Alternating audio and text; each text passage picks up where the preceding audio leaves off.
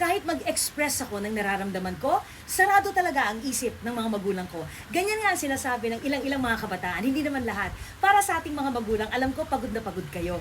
Tapos pag uwi nyo sa bahay, eto pa ang anak mo, may gusto pang sabihin na problema. Siyempre, hindi pa nga natatapos yung gusto i-express, alam na natin ang ending, di ba? Alam mo kung ako sa inyo, pagod na nga tayo, di ba? Inhale, exhale, makinig ka lang. Hayaan mo muna, buo ang kwento ng anak mo. At ang alam mo kung anong sasabihin mo. Pangalawa, huwag tayo palaging galit.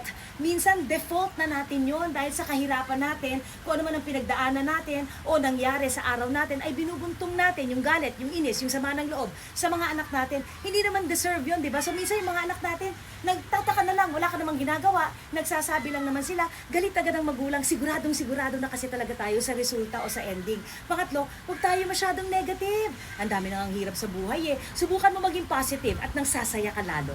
Think about that.